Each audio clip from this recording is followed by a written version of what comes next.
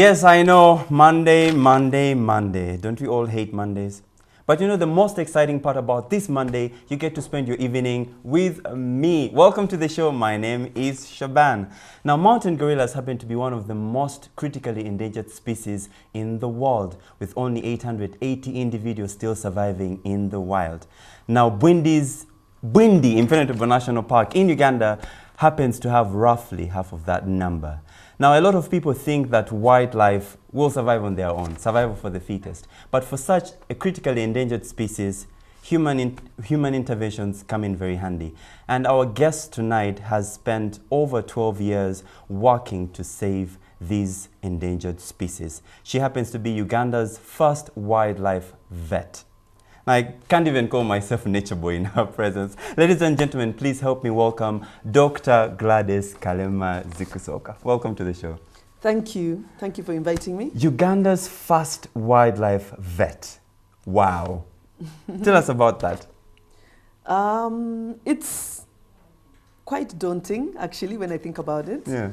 But at the time, I really realized that there was a need to have vets in wildlife. And I was very ready to begin. Oh, yes. Wow. Yeah, you talked about this being daunting for you. Take us through, I mean, the world knows Dr. Gladys as a vet, wildlife, pioneer, champion in the world of saving these endangered species. But who is Gladys Kalema Zikusoka? As you said, I'm trained as a wildlife veterinarian. Yeah. I'm passionate about wildlife. I like helping people. Married. My husband's a founder member of our NGO, Conservation Through Public Health. Nice. And we have 2 sons who are very energetic and interested in everything. Wildlife, football, many different things. Interesting. All right, take us through your background. How did you even get into veterinary medicine? I grew up at home with many pets. I was the youngest in a family of 6. But most of my siblings were much older than me. So I was like born when my people thought my parents had stopped giving birth. Then suddenly I popped up. They're like, what? And my older siblings were very embarrassed, apparently, when my mom was pregnant with me. They're telling their friends, we can't believe it. She's still having children. But anyway, when I came along, everybody loved me. Nice. But what happened is the sister I followed was about 6 years older than me. So she couldn't really be my playmate. We're just outside the play bracket, but we had many pets at home because my older brother used to like bringing cats and dogs, so they became my friends. And so by the time I was around 12, I decided I wanted to be a vet doctor. And how did that childhood dream transition to what you're doing right now? How did that transition? I went to the Royal Vet College, University of London, for my vet degree. And actually, even before that, I did my secondary school, my A-levels in Chiwuli Secondary, and I got an opportunity to set up a wildlife club in the Chiwuli Secondary School, revive the old wildlife club. Yeah. And I loved the experience so much that I ended up even not doing as well as I should have done in my exams. We took the children to Mwea. At the time when there was very little wildlife, you could walk in the park. Yeah. We went by Uganda Rail because that was the cheapest way to go. Together with the biology teacher, Mr. Chungire, and Mr. Birigenda, who was the general secretary, was very good at, he's the one who convinced him to let me set up this club. So by the end of it, I thought I want to be a vet who works with wildlife. Oh, wow. So when I got an opportunity to study at Royal Vet College, they give you a time to work on an animal of your choice.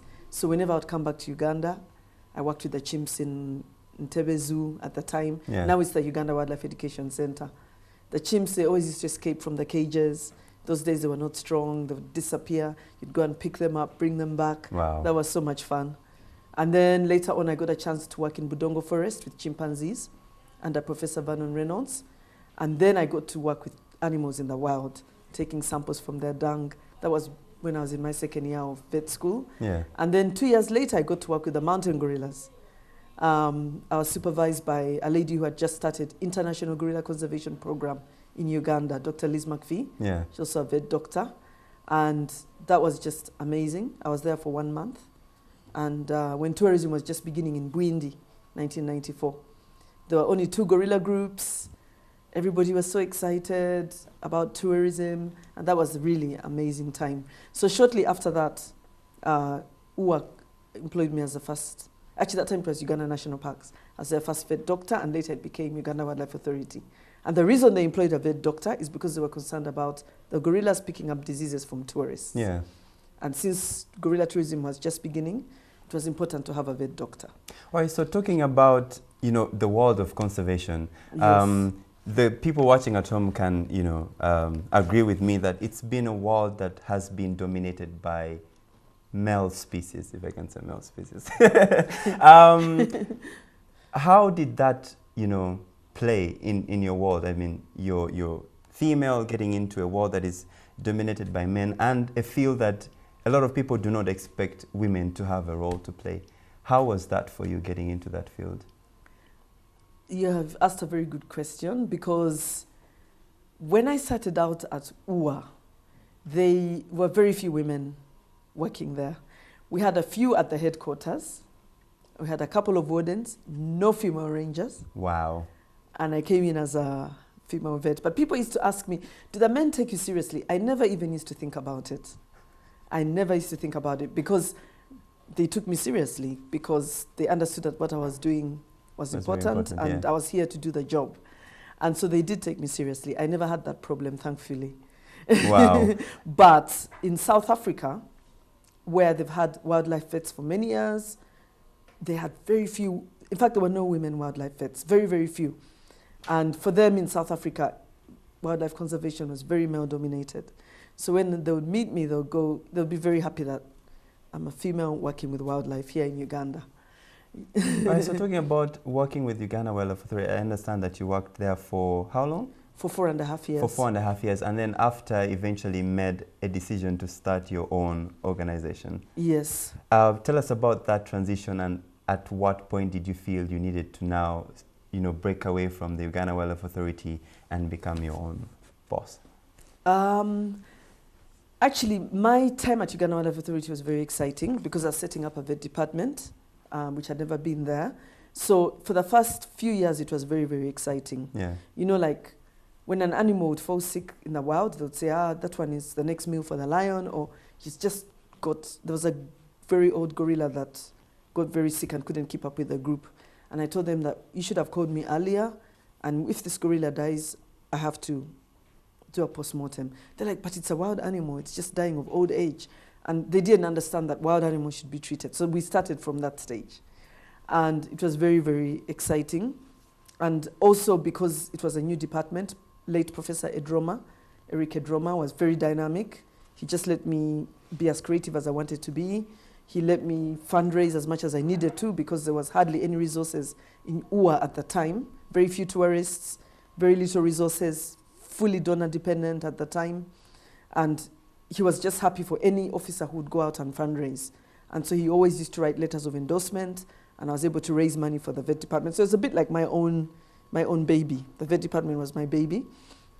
But then I got to a stage when some things happened, like during that time, we had a skin disease in the gorillas, which was traced to people living around the park, scabies. And then just as we went along, I thought that why don't we set up, when we held health education workshops with the local community, and many of them said that they wanted to have health services closer. They didn't want to make the gorillas sick, because they're generating a lot of income from them, from tourism. They also mentioned that we should strengthen the human-gorilla conflict resolution team, which chases gorillas back. I just thought, why don't we just start an NGO? I got an opportunity to study in North Carolina. They offered me a zoological medicine residency. So I was working at the zoo while I was getting a master's in vet medicine. And while I was there, they even asked me, do you want to go back to Uganda? And I said, I do want to go back to my country. And I said, but however, I want to start an NGO. So they were also like, oh, that's great. So I got to do classes at Duke University, which is one of the most prominent universities in America. They had certificates in non-profit management, and they were stationed near NC State. Yeah. And so by the end of it, in fact, my supervisor, who was the head vet of North Carolina Zoo, he said to me, if you're starting an NGO, look for something you're really passionate about. Because when it becomes really difficult, The only thing that will keep you going is that you started something you're passionate about. Yeah. And it's not easy when you start an organization. Yeah. You find times when you want to give up.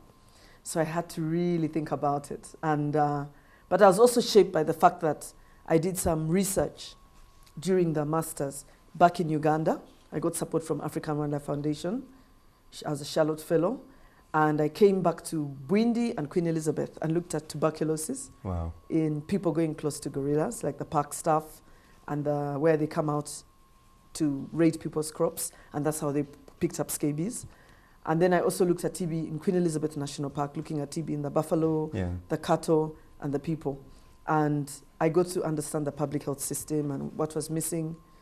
And I realized actually 2 people died during my study in Bwindi. Oh, wow. Because they hadn't set up community-based direct observation of treatment where someone watches you taking medicine every day for 8 months. Whereas in Queen Elizabeth, they were there, they showed them to me. And so at the end of it, I actually did that research with another founder member of CTPH, Stephen Rubanga. Yeah. And at the time I thought, you know, why don't we set up an NGO that looks at the wildlife health together with the human health? And so that's how we started CTPH. Yes, we're going to go for a short break, but when you do come back, Dr. Gladys still tells us what she does to save the lives of the endangered mountain gorillas in Uganda. We'll be back.